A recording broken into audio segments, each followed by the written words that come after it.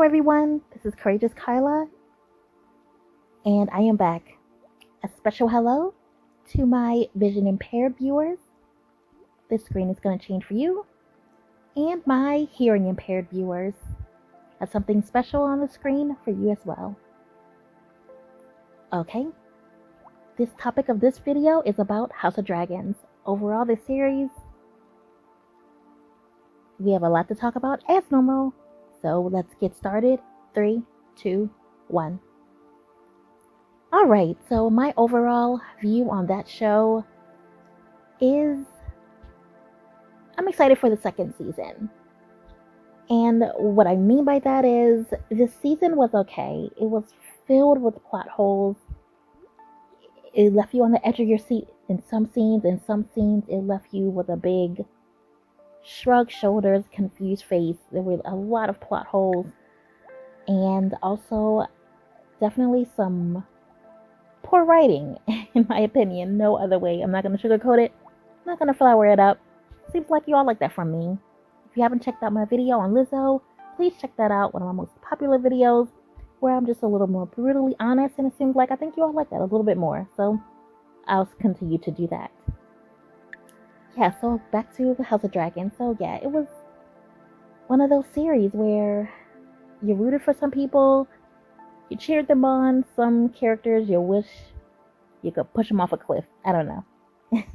There was some disabled representation, so let's talk about that, and that'll kind of reiterate what I was saying about some issues I had with the series. So, character number 1 with disabled representation was King Viserys, the Lord of Lords, the king over all kingdoms in the series. When we are introduced to this character, he has leprosy, but the beginning stages of it. He's a little sick, a little slowed down, looks a little different, but not too bad.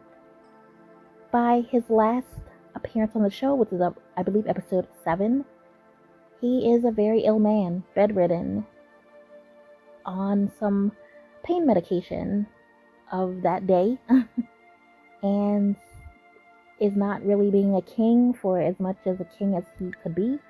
I believe fulfilling those duties, he had passed those duties on to his wife and his council.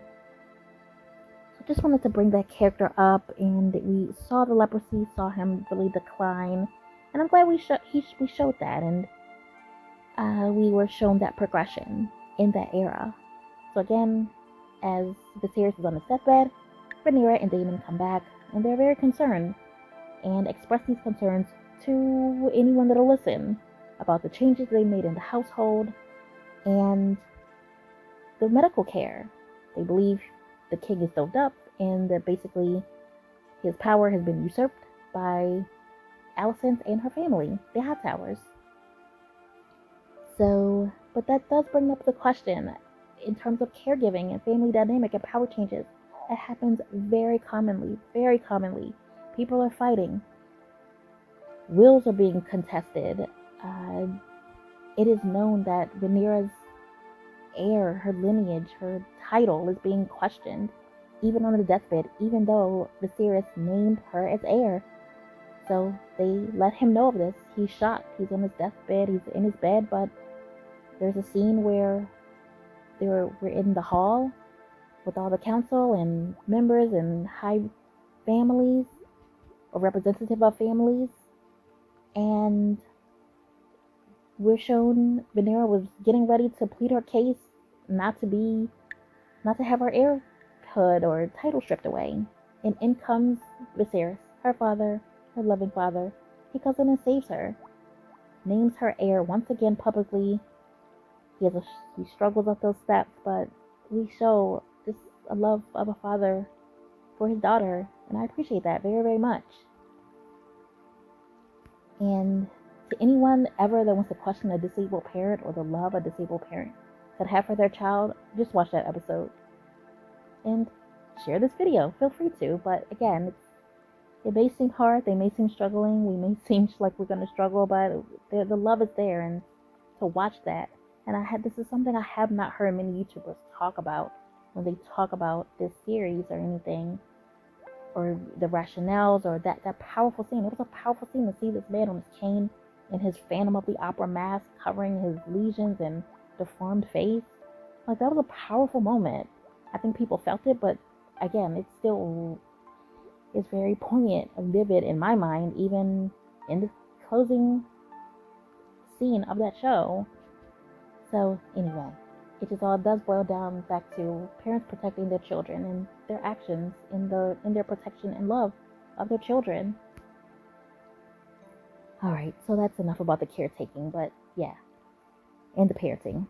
So next character, Queen Alicent, Viserys' wife, which is actually his second wife. Some of that disabled representation.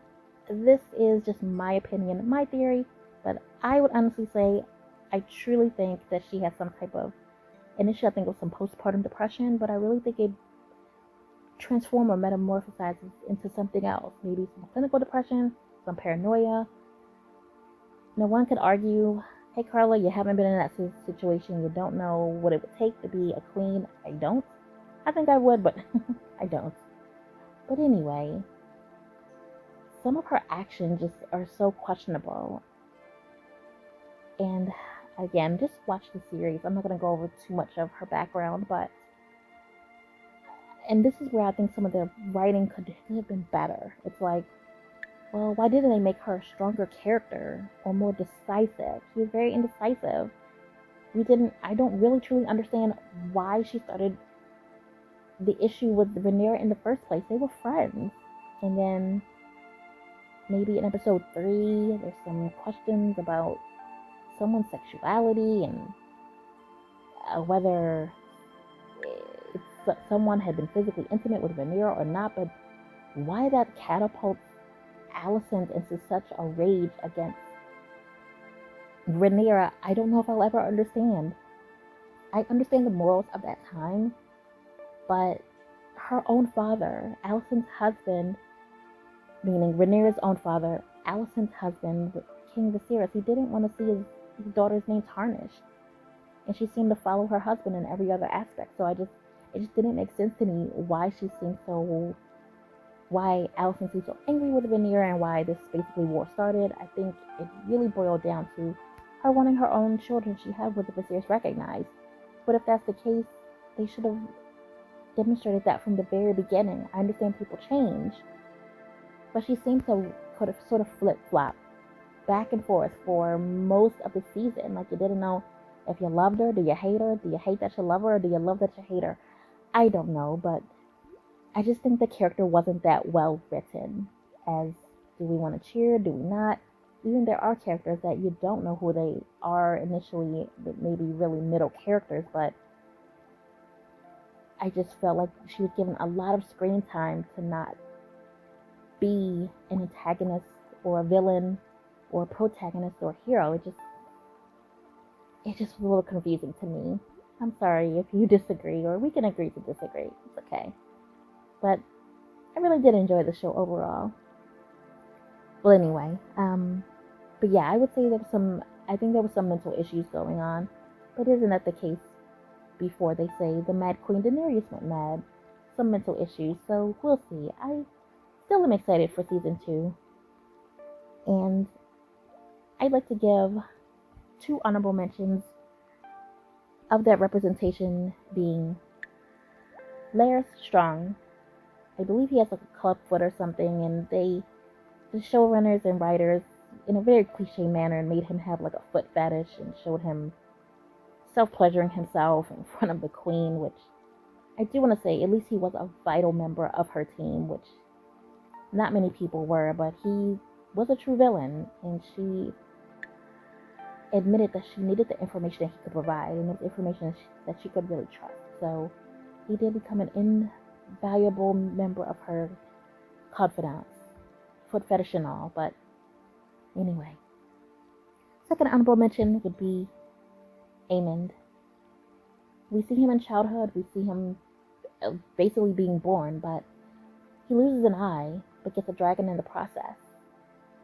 And spoiler alert, he is the reason why we enter season 2 with 2 families fighting against each other.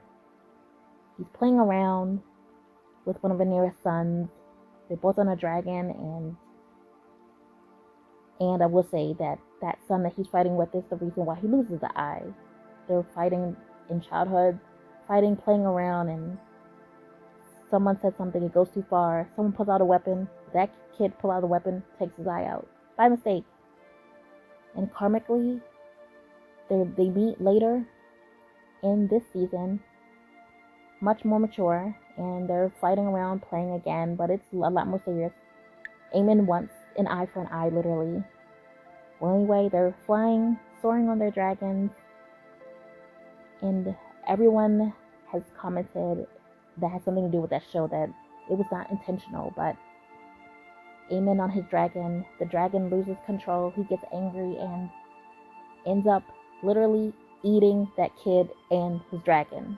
There's a scene, I hope we can get it on the screen, but there's a scene where the dragon was showed of Aemond is so much bigger than, I'm sorry, I don't know that kid's name, I'll find it, I'll put it on the screen, but that kid we see, his dragon is so much smaller and he's so much smaller, so we're just shown that they are just outmaneuvered and outpowered.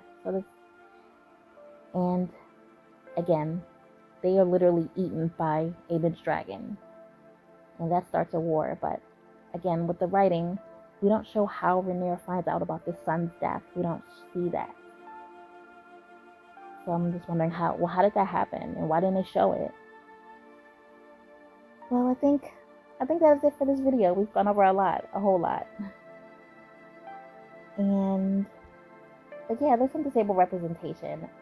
I always say this, I'm going to always say this, I wish they would have had more actors that actually were afflicted with a disability in these roles, but again, I feel like at this point we're beating a dead horse. But I'm always going to say it because it needs to be said and we need to have more representation. Another question, I wonder, did losing that eye affect Aemond's ability to fly? His stability or coordination? Did the dragon sense that? I wish they would have shown those things. This is one last plug, or really issue I wanted to bring up about this show, and really is about the dragons and how sensitive they are. Again, Daemon didn't mean to really, really hurt that boy. Definitely not to kill him. But the dragons have a mind of their own, and animals, many of them do, especially like a horse. If you haven't done so already, please think about taking horse riding lessons. It's a wonderful workout and very even adaptable for those with a disability. So anyway, even horses are very in tune with the spirits and emotions. So I'm sure those dragons feel it 1,000 times more. So that really brings up the question, since you really don't mean any harm, those horses and these animals have a mind of their own, but they feed off your energy. So make sure you're in tune with your body and your emotions or interacting with these animals. Even service animals, can get in tune with your emotions as well. So make sure you're always giving out those positive vibes. All right, that is it. I hope you enjoyed. I really am excited for season 2. I think the next season is more about the battles and choosing a house. So we'll really see what happens with that. I know I'm excited. I really, really am. We'll see. It was a series full of twists and turns. Like I said, it could have been written a little bit better. There are some of those outstanding questions, but still, it's okay. Good show. And I'll see y'all in the next video. Carpe Diem the best way you can. Thank you. Bye.